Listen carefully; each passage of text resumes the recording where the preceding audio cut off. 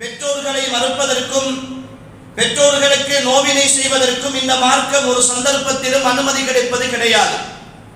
பெற்றோருடைய விஷயத்தை பெருமானார் ஸல்லல்லாஹு அலைஹி வஸல்லம் அவர்கள் பல்வேறு செய்திகளூடாக வலியுறுத்தி இருப்பதை நாங்கள் பார்க்கிறோம். அன்புக்குரிய ஈமானிய உறவுகளே, பெற்றோர் என்று சொல்கிற தாய் தந்தை என்று சொல்கிற இந்த உறவு இருக்கிறதே, இந்த உலகத்தில் யாராலும் ஈடு செய்ய முடியாத ஒரு உன்னதமான உறவு.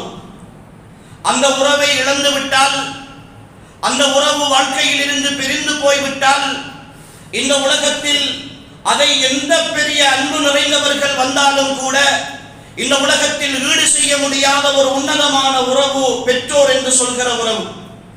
அதனால் தான் பெருமானார் ஸல்லல்லாஹு அலைஹி வஸல்லம் அவர்கள் அல்லாஹ்வையும் அல்லாஹ்வுடைய தூதரையும் நேசித்தல் என்கிற விஷயத்திற்கு அடுத்த பட்சமாக தாய் தந்தையர்களை நேசித்தல் தான் ஒரு முஃமினுடைய வாழ்க்கையில் இருக்க வேண்டிய அடிப்படையான அம்சம் என்று சொல்கிறார்கள்.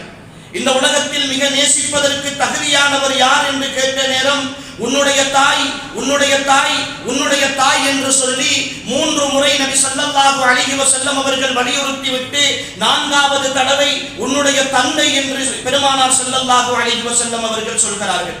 அல்லாஹ்வின் தூதர் ஸல்லல்லாஹு அலைஹி வஸல்லம் உன்னுடைய பெற்றோருடைய திருப்தியில் தான் அல்லாஹ்வுடைய திருப்தி இருக்கிறது, உன்னுடைய பெற்றோருடைய கோபத்தில் தான் அல்லாஹ்வுடைய கோபம் இருக்கிறது என்று சொல்லி ஒரு மனிதனுடைய உலக வாழ்க்கையின் மறுமை வாழ்க்கையினுடைய வெற்றி என்பது அல்லாஹ்வை திருப்திப்படுத்த வாழுகிற அந்த வாழ்க்கையினுடைய யதார்த்தமான வெற்றி பெற்றோருடைய கையிலே இருக்கிறது என்று பெருமானார் ஸல்லல்லாஹு அலைஹி வஸல்லம் அவர்கள் சொல்கிறார்கள்.